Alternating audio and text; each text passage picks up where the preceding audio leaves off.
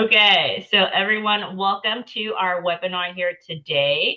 Today's topic that we are going to discuss is a fun one. So the topic for today is the top of the funnel evolution, fighting fraud, embracing AI, and winning quality candidates. I wanted to take a moment real quickly to introduce our panelists here today. We'll do a little round robin with the all three of you here. So if you could take a moment to please introduce yourselves. We'll start off with Miriam on my right. Hi, everyone. It's a pleasure to be here. This is Miriam. I'm the founder of Attesto. And before starting Attesto, I was the machine learning, started as a machine learning researcher, and then I was an operator and hiring manager for years. Happy to be here. Mario. Hey everyone, thanks for having me. I'm excited to be here today. I'm Mario Espindola, based in the San Francisco Bay Area. Currently act as the Senior Director of Talent at Signal Fire, a venture capital firm. Prior to Signal Fire, I was an operator, head of talent at venture-backed companies as well as publicly traded companies, and also a background in team build-outs and executive search. Excited to be at the conversation today. Awesome. Thanks for being here. Jordan, please introduce yourself. Hi, I'm Jordan Mazer. I'm the general counsel of Lively, HSA and spending and savings account startup.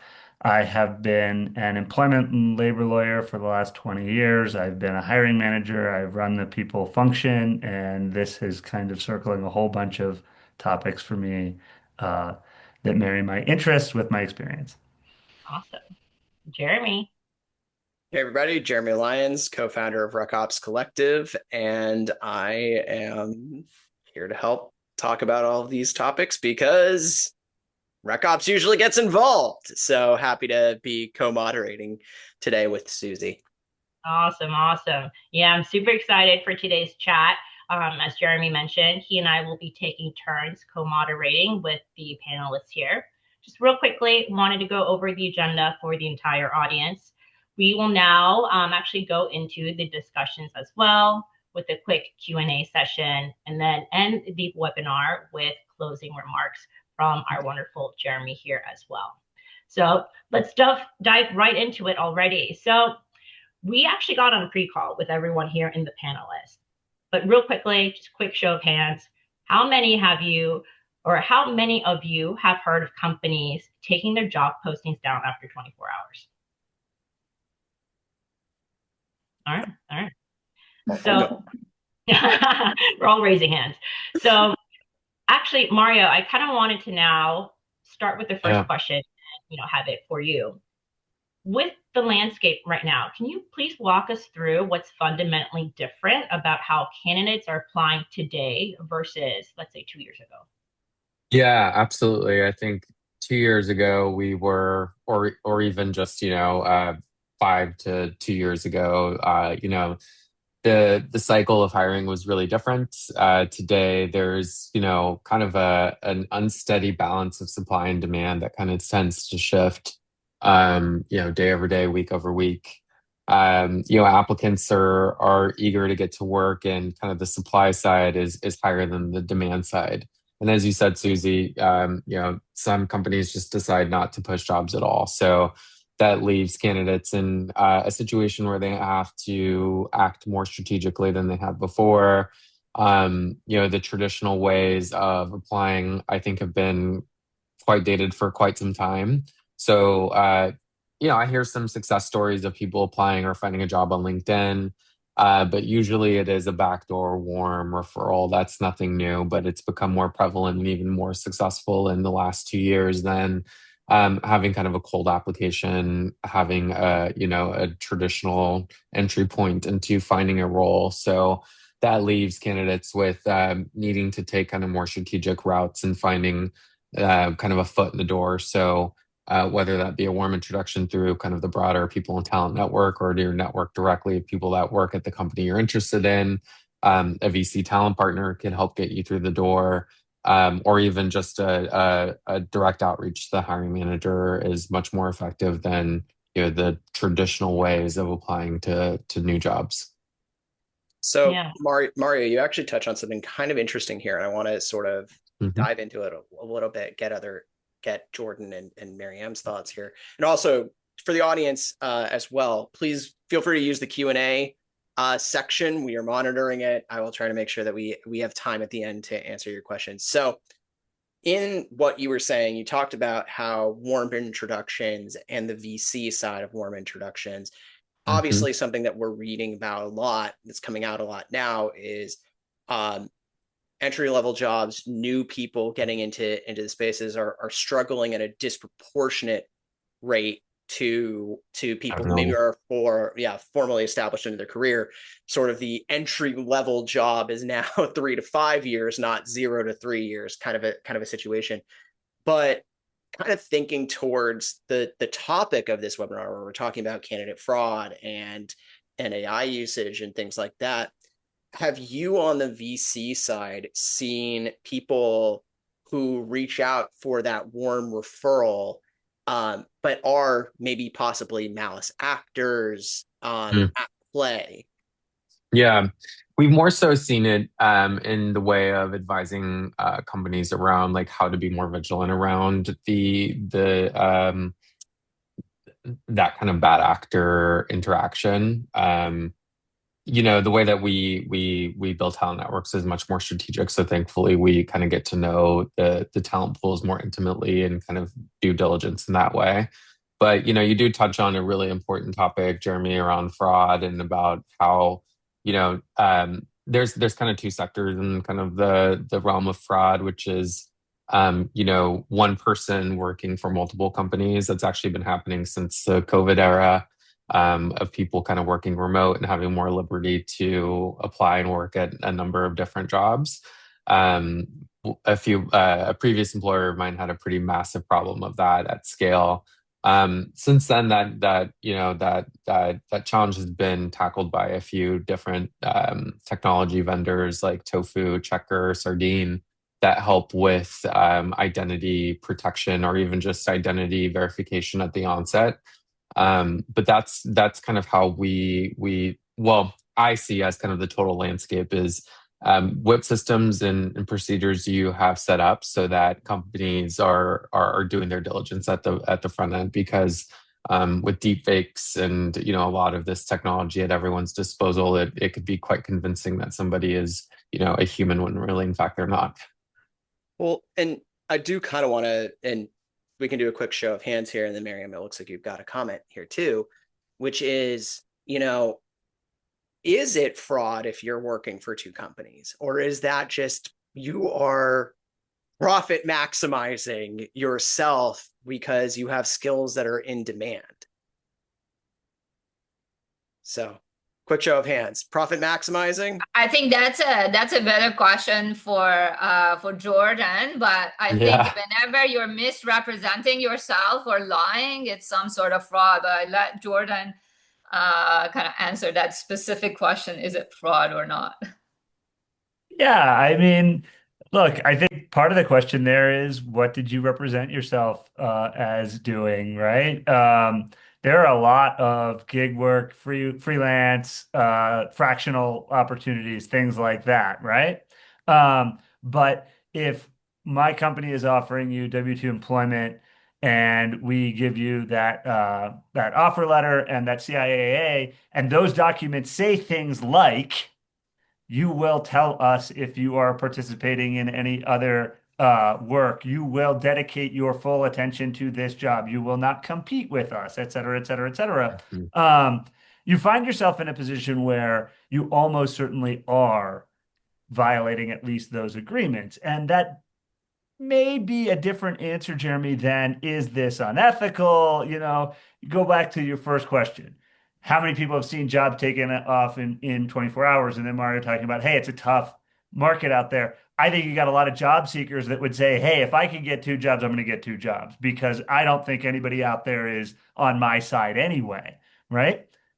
But that's different from what you signed. That's different from what you represented. And whether you may feel there's an ethical component to what you are doing, if you are, I mean, one of the terms may be overemployed, if you are taking two, three, four jobs and not telling the others, you are almost certainly violating your employment agreements. And whether that's fraud with a capital F or a lowercase f, I think you're going to have some problems. Feel like we should have gotten a banner made like, is it fraud? And just Survey And I says. think, Jeremy, we're going to get to that later, right? Like kind of a deep dive on fraud, but I think it's way bigger and more extensive than taking on two jobs at the same time. And I think we are going to spend some time and diving in on that topic. But one thing that I wanted to mention is that it's just the patterns are changing rapidly. So what was happening like a year ago is different than what's happening now, and what's working now might not work, a year from now. And that's making it fascinating. And the teams have to work with partners that could actually help them through those transitions and evolutions, in my opinion. Yeah, absolutely. So, and that's a great, by the way, before we jump, does anybody else on the panel have any other thoughts that they want to build on from what Mario said? I know, Miriam, you had unmuted yourself there, or did you just express everything that you were going to add? I think we can move on, and then later as we are wrapping up, if there are things that are left, we could definitely come back. Yep. And I just also wanted to call out Kendra. Thank you so much for writing a question into the chat. Again, we are monitoring the chat as well. So we kind of touched on that compliance, legal, and candidate sentiment. Jordan, you kind of you kind of got into it a little bit there, but I want to address this question to you from a legal and compliance perspective. What do companies need to know about using AI at the top of the funnel? What are the actual risks versus the perceived risks? And obviously we saw last week big lawsuit coming in for Eightfold, kind of building on a little bit differently than the Workday versus Worsley case that's going on right now.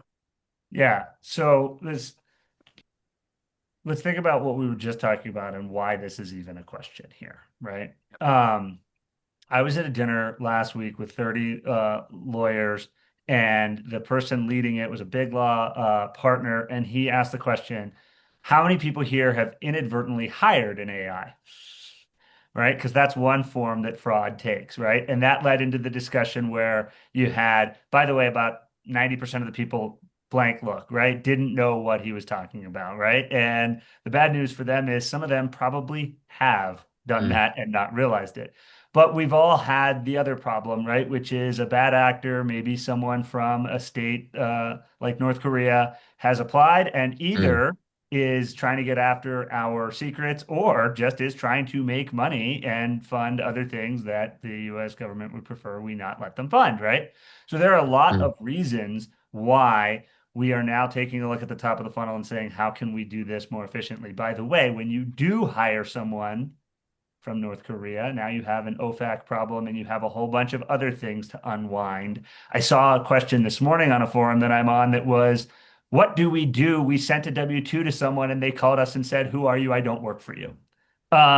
These are the problems that happen, as Mario said, in a post-COVID world, right? Where things have changed, dynamics have changed. From a legal and compliance perspective, then, what can we do, right? Can we get a tool? Can we solve two problems? The one is 1,000 applications on day one, and we don't want to pull that job down in 24 hours that we talked about a moment ago. And then the second is the fraud problem. And the answer is yes, we can use tools there, but they don't come with zero risk. There's a lot of fear mongering though. By the way, if you like Google this question or something, or if you just say like, are there any risks? It's like, oh, the federal government's going to regulate AI. Oh, the federal government has already regulated AI. Oh, you're not allowed to use AI in Europe, et cetera, et cetera, et cetera. So not giving legal advice here, but those are all wrong. We still have all the same responsibilities that we normally have, right? So for instance, you can't discriminate against people. And there is the risk when you are using an algorithm that the data set that's underlying that algorithm, that the instructions you've given that algorithm, that there is the potential for discrimination. And remember, the more pernicious one is the disparate impact, right? If you set up the algorithm to say filter out all women, pretty obvious. People don't really do that anymore, hopefully. But what happens is people say, I'm looking for this and this and this. And then it turns out that all the candidates look the same way, act the same way, have the same lived experience, and then also do not belong to certain protected classes. That's called disparate impact. The thing that you did had the impact of creating a harm for a protected class of individuals. That is illegal no matter whether you did it, a tool did it, a vendor did it, whatever. And that kind of takes me into the second point here, which is there's no vendor shield. You can't say, well, hey, I use tool X, it's their fault. You can go and litigate that with tool X later with your contract and say who's supposed to indemnify whom. But the candidates are, well, Jeremy mentioned the eightfold lawsuit, but the candidate, what's the big lawsuit we already know about? That's Workday, right? They're suing Workday. They're not going and saying, oh, well, wait, it's little AI company X over here, right? And it is not just a lawsuit risk, it is a regulatory risk. It is not just a disparate impact risk. There's ADA, and it comes up in interesting ways. The Americans with Disability Act protects a lot of different things. And think about it this way. If we're using an AI to interview people, this is a thing that people have chosen to do. And that AI is scoring the interview and it's saying this person's answers took too long. But it turns out this person has a verbal tic that is related to a disability, and that's why their answers took too long. Well, now your AI, which is doing a perfectly reasonable thing, saying, hey, was this person fast or slow in answering this, has taken you down a path where you may be subject to liability. What can we do about that? The most important thing that we can do about it is disclose when we're using AI, get an informed, specific consent. Don't bury it on page 34. Everyone knows that that's what people do now, and judges are not amused. And then there's this concept of the human in the loop, right? The human in the loop means that the AIs don't make full final decisions, that everything that the AI did, the algorithm did, whatever you want to call it, it is all auditable. We can go back and look at it and we can see what happened, why it happened, and ultimately that it was me, that it was Mario, that it was Susie, that it was the hiring manager that made the determination and not just the ones and zeros. Now, there's some complication there, obviously, but that is the bedrock principle. Sorry, go ahead, Jeremy. No, you're fine. You said something actually really interesting there, and I think that a couple of people are probably going to be really interested in this chat because I know I am, especially on the recruiting operations side, which is you talked about this W-2 employee calling the company saying, I don't work for you. And you oftentimes see sort of, at least in the States, Social Security fraud where maybe your Social Security number is being used. Do you foresee us running into an issue where we're going to sort of have this, like, companies are going to say, put in your thing for your background check. It's going to flag that you worked for another company. And you're going to say, well, because it validated maybe through the work number or through something else. And now candidates are going to sort of say, well, wait, no. I don't know who this is. Right. Do you foresee that sort of happening? Sure, but take it one step further. The candidate is going to say that, but it's not going to be truthful, right? Like, so you're going to have both problems. You're going to have the problem where I worked under your name for some reason, whatever that reason is, and then you have a downstream consequence of that. But you're also going to have the one where I had 3 jobs at the same time, and then when I go to apply for a new job, and that comes up, I say, whoa, no, haven't you heard about all this fraud? That's not me. That's fraud, right? And as like kind of the answer to this question of is AI going to replace all of us? Maybe someday, eventually. But the reality is, for that question, that problem, I'm pretty sure the only way we're going to figure it out is get a bunch of different people on the phone. I'm going to have to call over to that former employer. I'm going to have to call you. I'm going to have to A, B, C, D steps to get to a point where I can actually make a determination because it's a complicated fact pattern.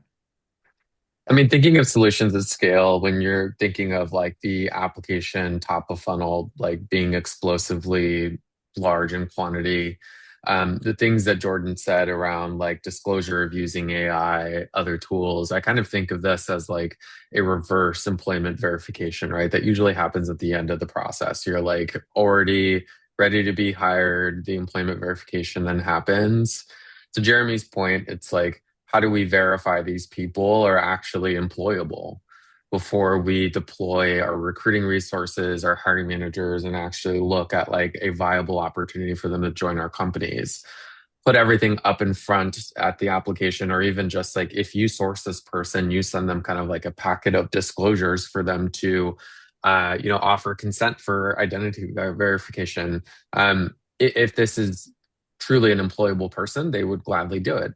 And put information into a safe portal that's protected and not something that is unsecure, but it gives both parties a peace of mind to know that like this is a real opportunity for the candidate. They're being truly vetted in a fair and compliant way. But for the employer, this is a real person, right? There has been that layer of identity verification so we could start to focus on the skills, competencies, and qualifications and kind of remove that barrier of being unsure if they're really actually a real person. One quick thing to add, I agree with all the points, but the main concerns that we are seeing talking with companies when it comes to the legal and compliance concerns is not around verifying fraud, but all the kind of potential discriminations that could be involved with AI. So that is currently the biggest concerns that we are seeing from TA teams, not how you are handling a potentially fraudulent candidate. And to Jordan's point, there is a lot of myth out there, and a lot of kind of concerns that need to be addressed by educating. But the key is disclosure, clear consent. And also when it comes to the candidate experience, really highlighting that the use of AI, how use of AI can actually help candidates as well, because this is the way that they can actually be noticed and companies can get back to them faster. So there is no kind of a black hole experience anymore. So that's, I think, another thing that the companies are very concerned about, right? That candidate experience. And I think it needs to be addressed that way. And then again, human in the loop, the transparency is also important. The fact that, it's also very clear why the AI is making that decision. And we are seeing a shift in solutions, because early on, all the AI solutions were more of a black box solution. And a lot of the myth exists because of that background and history. I kind of want to jump in here. We touched upon, the compliance aspect. We talked, continuously about the fraud as well. I want to actually focus back on you, Miriam, just because you were talking about it as well and expand upon this. We talked about all these aspects, but I really want to dig into the actual definition of these two things, right? And I was hoping you could help our audience understand, to Mario's point as well, we have workflows internally as a company, especially within TA teams. So how do you help people understand, the difference between the two and why it actually matters for the workflows that TA teams, recruiting teams are working with today? Absolutely. A year ago, the big problem was, how do you find qualified candidates, right, at scale? You have like a few thousand applications, a lot of them are not qualified. How you find them, right? And then, there was the rise of AI tools, Attesto being one of them, that, how you could effectively, in a way that is not discriminatory, find those qualified candidates. And the definition at that point was that a qualified candidate is the one that is meeting the criteria. And we wanted to make sure that this candidate is meeting the criteria beyond the keywords that are getting, added to that resume. We are not at this point really classifying the candidates that are not misrepresenting themselves, but maybe adding keyword just because maybe they took a course on a topic and they're adding that to their resume. We're not really taking those as fraudulent, but above that, any application or any candidate that in any way is misrepresenting himself or herself during the hiring process is considered a type of a fraudulent application. Of course, there's a wide spectrum. And we have, on one side of the spectrum, we have candidates that perhaps are inflating their past experiences. Maybe they were not responsible for a success of a project at their past company, but they're claiming it in their resume, or maybe they're adding a job or changing the timeline, start date, end date. So that's one side of the spectrum. And then on the other side, we actually have like criminal cyber security attempts. We've had that done by North Korea, for example, that they actually have malicious attempts on attacking the companies and getting access to the company's data. So it's a very wide spectrum. And the way they show themselves, these fraudulent candidates, we see cases that the generated resume has experiences that are not matching any public data. So the candidate is like claiming that there was like work experience, but nothing is like, it's not really matching with the corresponding LinkedIn profile or a Google search. So that's one type of the fraud that we are seeing right now. The other type is actually fake identity. So there is a candidate that perhaps is living abroad, but applying for a remote role and creating a fake identity, a fake name, a fake LinkedIn profile, fake resume, using a voice over IP. So that's another form. The third group that we are seeing more examples of that, and it's actually growing, is the stolen identities. So there's actually a person that is claiming that the LinkedIn profile belongs to him or her, or it could be a bot here that is making that claim. And the owner of the LinkedIn profile actually has no idea that the LinkedIn profile is being used for the job process. Even we've had cases at Attesto, when we are processing for fraud and doing fraud detection for companies, that the candidate, the fraudulent actor, used the LinkedIn profile, used the phone number of the LinkedIn profile in the application. So when we were doing the fraud detection, actually the phone number was matching. And it was a new email address. And when the team contacted the person to schedule a call, actually he asked for a new phone number. So he gave a new phone number to actually schedule a screening call. So we are definitely seeing like a more sort of sophisticated fraud here. The Gartner had a report, forecasting that by 28, 1 in 4 candidates are going to be fake. What we are seeing right now in remote roles, especially for remote roles that are, for mid-sized businesses, startup at mid-sized businesses, the number is actually higher than 1 in 4 already. So we are seeing this sort of a massive number of fraudulent. And interestingly, when we are finding those seemingly qualified candidates, a large percentage of those seemingly qualified candidates are in fact fraudulent because they are using kind of AI to generate the experiences, to actually create that perfect profile. So 1 in 4, but when it comes to actually like seemingly qualified candidates, like the number actually is higher, the number of fake candidates. I'm curious because so many people, and even on LinkedIn, I see posts of, oh, we have fraudulent candidates this. It seems like a very hot topic right now. I kind of wanted to open up to the entire panelists. Are there like specific tools, things that you're actually using to counter this big issue that I keep popping up or see popping up everywhere on LinkedIn and social media?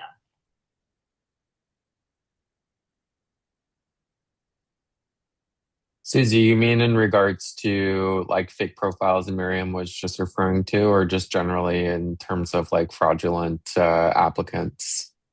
Yeah, that's thank you for that. I would say in both aspects. I've heard of Yeah, stories, right, similar to what Marion shared of yeah, candidates interview and the person in the seat is entirely different, right? So how Hmm. have Hmm. you been combating whether it's the Yeah. fraudulent candidates from the top of the Yeah. funnel or in this other scenario?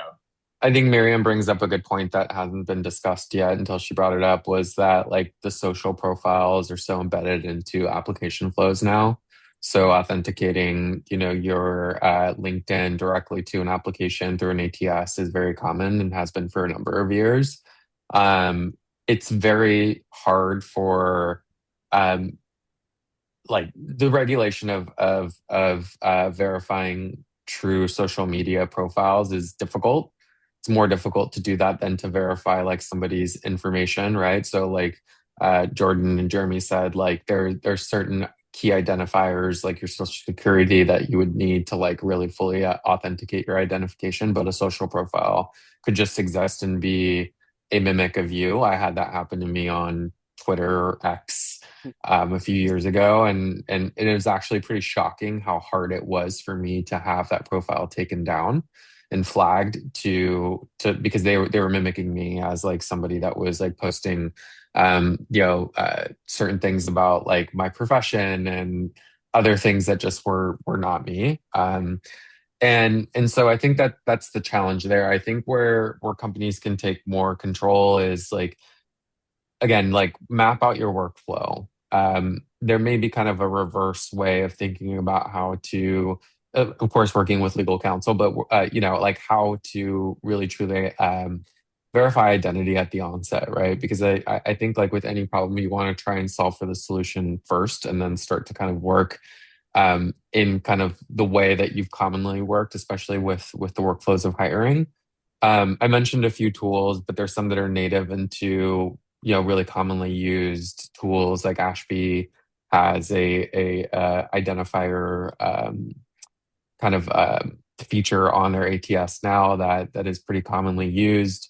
There's a few other tools out there, but I'd be curious to hear from the rest of the panel, like what has been used to kind of identify those people quickly. So, I mean, what we saw as an opportunity earlier this year is that there's actually no one doing it properly. It's such a new problem. And Hmm. having that experience from fintech, I sort of took those Hmm. experiences because the key is to do the fraud detection with minimum friction. You want to make sure that the candidate experience is still great. You don't want to lose good candidates in this process. That's very important. So there is no like good solution out there. Like to Mario's point, Ashby, now Greenhouse is working on it. They have some Hmm. minimum fraud detection, but that is also not sufficient because they are looking at fraud signals. I'm not saying it's bad. It's better than not having it, definitely, but it's not conclusive. So that's why we started actually like building models and continuously training them with the new cases of fraud that are coming out, and that's key. To make sure that the model that you're using for fraud detection is actually taking advantage of recent cases of fraud. So Attesto right now, a lot of leads that we are getting is not just for checking for qualification, but perhaps for detecting frauds. And that's why we've done, like partnership now. We are a partner to Ashby. We have customers on Ashby and Greenhouse, even though they have that solution, because they are getting a lot of fraud, they're also using Attesto. I mean, we do have other competitors, like Tofu is another solution Hmm. that is being used as well. So Yeah. go with So what you were going to say, Gordon. uh, I just respond to a couple things here. We have greenhouse that's not sufficient here, and we've had Attesto for almost a year, I think. And I think it's a journey. I think you go back to my example of the lawyer asking who here has hired an AI, and everyone having a blank look, or 90% of people having a blank look. Um, there are companies that have been dealing with this for years. Mario has been seeing this for a while. There are other people that either haven't been dealing with it or don't realize they're dealing with it, right? And I think that there are several legs to this stool, and I appreciate that Attesto is trying to make this as frictionless as possible, and they do a great job. There is still a place for your actual human recruiter. There is a need to train hiring managers and to communicate to the teams internally that we need to be attuned to these risks a little bit more than we used to be because it's a real thing and it can cost us time, money, and even compliance exposure. Um, and so to me, it is a combination of a tool at the top, like Attesto, the internal understanding of what we're doing, the background check that you do at the end of that process, of course, it's all of those things, but it is kind of raising the understanding and awareness around the company because you don't know, like one person might have an off day and not catch the signal that they're supposed to catch. That's why you have the tool. That's why you have other people. That's why you have an understanding and a recognition that this is a real thing. I heard that stat that you just gave, 1 in 8. And I also was unsurprised to hear right after that it might be a little bit higher for smaller companies. Hmm. If you're advertising a remote role, you should assume you're getting a lot of candidates that are not what they look like on paper for one, two, or many reasons.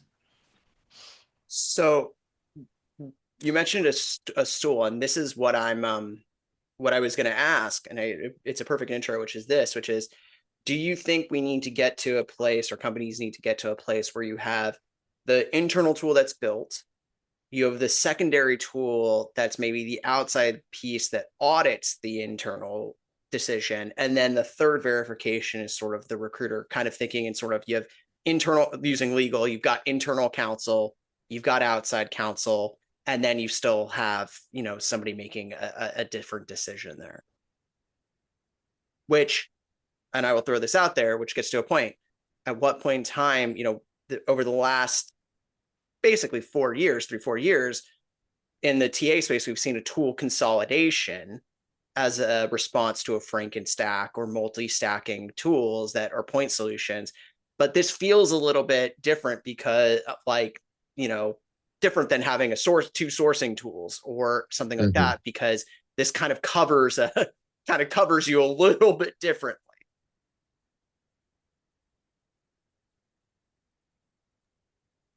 I mean, given that you just did a better job of explaining what I was trying to say, I agree with it. Highly doubt that. Yeah, I think to summarize kind of that point, Jeremy, is like this is an evolving dynamic challenge. I think with the rise and adoption of commonly used AI tools, these bad actors or people that are seeking, multiple employment experiences are only going to get savvier. These native, in-app kind of solutions, to Miriam's point, kind of touch the surface of verification. But as those bad actors start to get more savvy and sophisticated, so does the tooling that exists on the side that solves this problem truly. And that's going to need to get better over time to, solve this problem deeply. I think like as it comes to kind of like the Frankenstack kind of tooling, there's always something that comes up that isn't native in app, right? That is an ancillary kind of bolt on that you're going to have to bring into your ecosystem to solve a unique problem that's come up that maybe this incumbent tool hasn't fully embraced as part of their core offering. And I think this is one of the things, right? And it's incredibly important. To Jordan's point, Greenhouse has partnered with Clear for identity verification. Clear is a very well-known, identity verifier, even used commonly through the aviation space and transportation. But I think it's a really dynamic challenge that's like, is something that companies are really going to want to invest in, because I think the downstream effect of what we've all discussed around if somebody's real or not, if it's legal to employ somebody that has another job, if somebody lives in a very foreign country to the United States, what kind of security risks does that put our company at? The effects of not adopting a tool that is going to help mitigate the risk of bringing in those people is highly more costly than investing into a tool that's going to help you solve for that problem. Oh, makes total and complete sense. I know we are getting close to opening up for Q&A. Before we get into that, just wanted to ask the question. You've carte blanche to change one thing at the top of the funnel. Time is not an issue. Resources aren't an issue. You literally can wave a wand and this thing happens. What are you changing and why? And Jordan, why don't we start with you?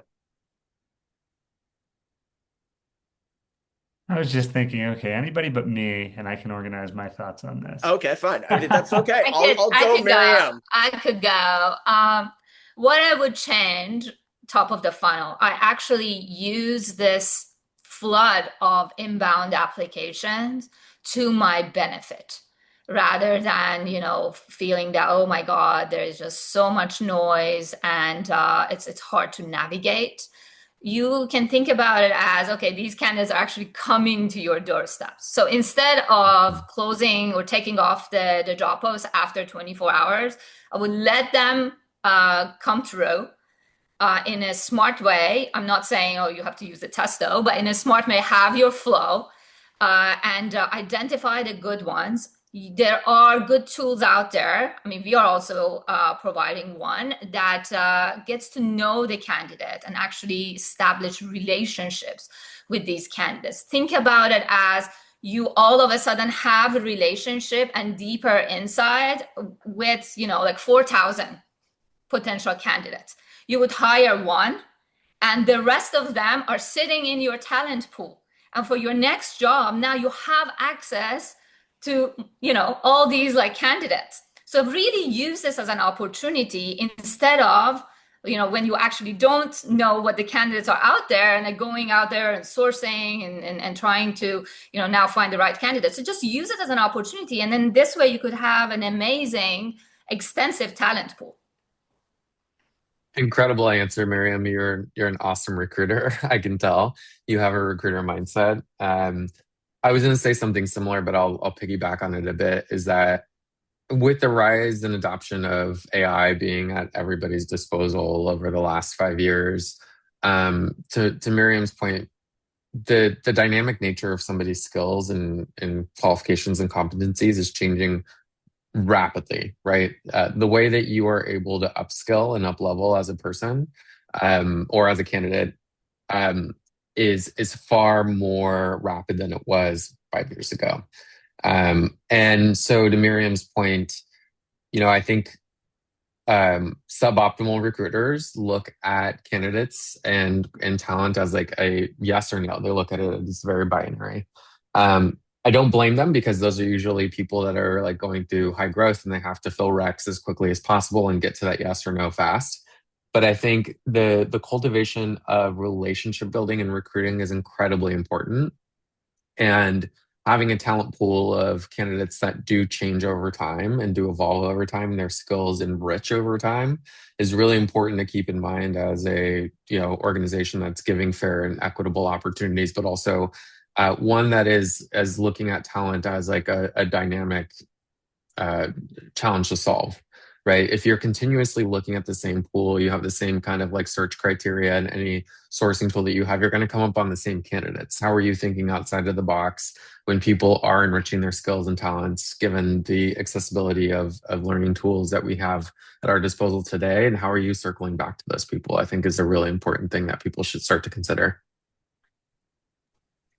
Yeah, so I listened to both of those answers, and the question started out with something like, what would you change about the top of the funnel? And to some degree, both answers are, current, well, go back to the beginning of the webinar. Somebody said, the warm handoff, as Mario said, some people get a Form in job the on direction. LinkedIn, right? Right? Didn't you say Yeah. that? Some people get a job on Yeah. LinkedIn. Most people get a job, I don't know, what do we call that? Through the side of the funnel, right? They don't have to come Yeah. in through the front door with the 4,000 other candidates.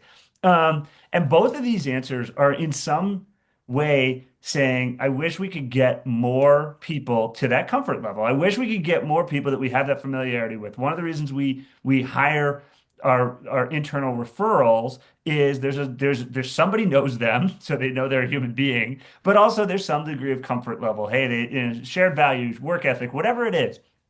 And right now, there's a problem, which is there are 4,000 applications a day or whatever it is, so we pull the job down in 24 hours. Job seekers are not happy about this, by the way. I think we all have seen that the job seeker mentality is this is a game that's stacked against me. It's a numbers game. I've got to figure out a way to optimize to be the Mhm. first application in, or I've got to do this to optimize because the ATS is going to screen me out, and soon enough they're going to find out about Attesto and say, well, Attesto screened me out, right? There's going to be some tension here necessarily. So I don't know what the answer is. But to me, the fundamental thing that we are trying to drive toward is creating a dynamic that is not quite so adversarial, that is not quite so, hey, I've got to build a tool over here to keep out all the bad guys that are coming into my job. And the job seekers that go, I got to figure out a way to trick all these tools that are trying to screen me out, right? And I think one of the things there is that we talked about the legal and compliance risk, and we talked about informed consent, disclosure, things like that. I think it is going to become even more important to present the things that we are doing as hiring managers in a way that makes sense and, as best as possible, creates no more noise about the adversarial relationship of the application. Because right now, guys, there's a lot of noise about the things that we're talking about using in a negative way coming from the applicant pool. Mhm. So I think kind of to build off that and to summarize everybody's answer here, it really comes down to the people part. It's the human part of that. Mario, Marianne, you both kind of talked about, well, what I would really do is change perception. If I could do anything, it would be changing the perception of what it means to apply, what it means to use these tools, what these tools are actually doing versus what the fear mongering I have seen is telling me that they're doing, that it may or may it in many cases it's not doing. Jordan, you touched on the one that everybody talks about, which is, oh, the ATS is screening me out. Well, I've got experience in about 15 plus different ATSs. Oftentimes I get asked to review ATSs and pressure test them, and I haven't seen a single one that is literally popping up with an application that says, do not move this person forward. So there is sort of that, how do we, Miriam, you talked about this, how do we say 4,000 candidates coming in, what's that telling me? But there's value here within the other 3,999 candidates who might not be getting this job. And I think we're trying to figure out that good balance of humans coming in and feeling like, hey, I'm a real person, because we might all be applying to jobs, and nobody wants to sort of feel differently than that. And Jordan, to your point, we hear about it all the time. It's that pendulum swing of the employer versus the candidate market. We right now are in that employer market, but is AI sort of this great neutralizer where we're not going to see these swings? And now we're just sort of seeing everybody sort of adjusting and figuring out what does that relationship look like. So it's a very interesting time, very interesting thing to go with. Want to open up the floor to any questions in the Q&A. And while we wait, we can ask the question of what's one thing you see forward-thinking teams doing right now that will be table stakes maybe 12 months from now? And it could be just as simple as working with your teams to change perception and having hiring managers write better job descriptions or more specific job descriptions. Mario, why don't we start with you?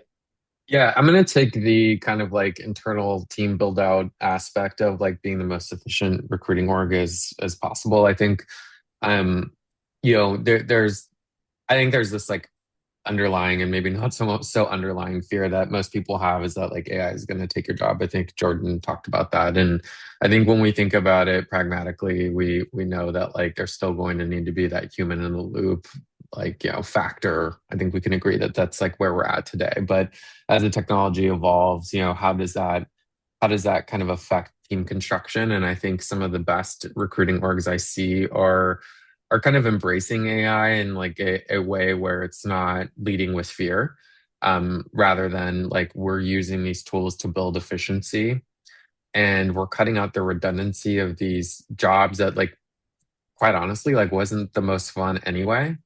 I can think of one leader in specific, Marianne, who leads the people team over at Lovable, posted today around like, how they onboard their employees, like the apps that they've built on Lovable, the certain tools that you use to like kind of automate that experience. And to the point of what we've been saying collectively, how can we as operators and practitioners get closer to the problems that actually do require a human in the loop and analytical emotional intelligence? And how can we embrace AI to take away kind of those cumbersome tasks that we kind of got used to doing and kind of found some comfort in doing, unfortunately, and use AI to automate those and really go towards those complex problems that we need to apply, like, literal human brain strategy to. So I think that's been kind of one of the best observations I've seen so far in the last few years.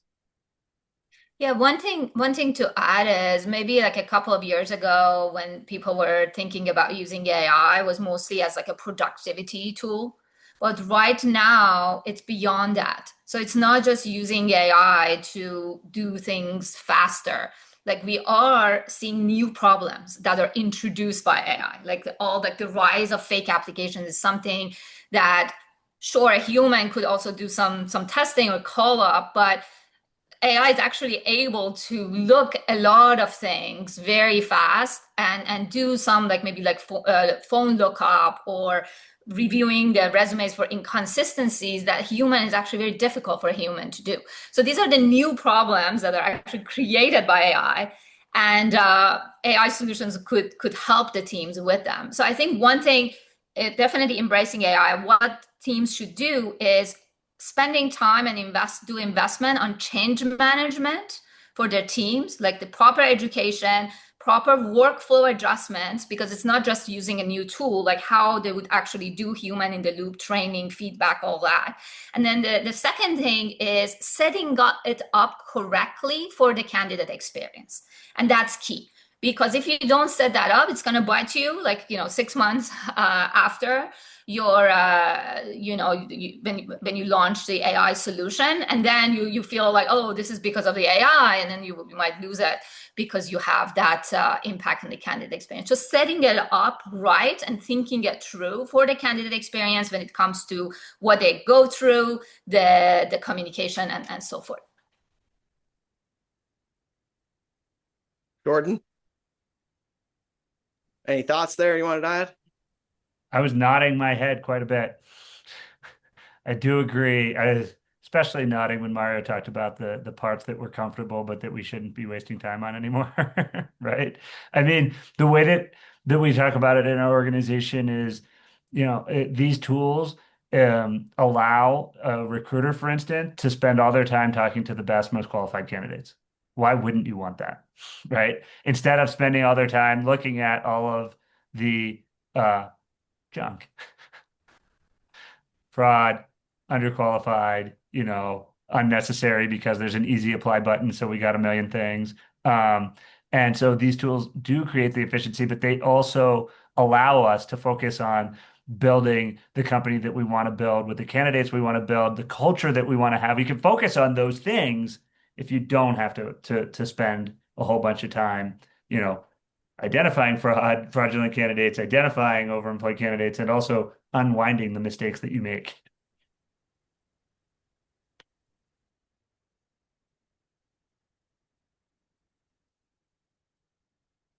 Well, thank you everybody for taking your time today to join us. Thank you to Jordan, Mario, Susie, Mariam. A lot of really good information here. Really love the focus on the people piece, as well as the focus on how to kind of control and reframe the top of funnel conversation and how that guides. Susie, any takeaways for you? Feel that there was so much great information shared from all the panelists, and I'm sure everything that we discussed is a reoccurring question that many TA leaders and teams have going around, right? But as time comes and we see 12 months from now, et cetera, I'm really excited to see how much improvement we've had in the discussions that we had today. with the stance around AI, fraud, etc. So yeah, it was a great topic. So I'm really happy that everyone got here together from different backgrounds, right? And it was just fun to just listen and sit back, see everyone engaged. Really. Anybody else have any closing thoughts? We've dropped everybody's LinkedIn in the chat, so feel free to reach out and connect with folks. But yeah. One final thing is some folks haven't shared their email addresses. So if you could also share it within your networks, if they want to receive the full recording of this webinar, they could send us their email address and we'll share that with them. And thank you so much for this. This was a lot of fun. Thank you. Thanks, everyone.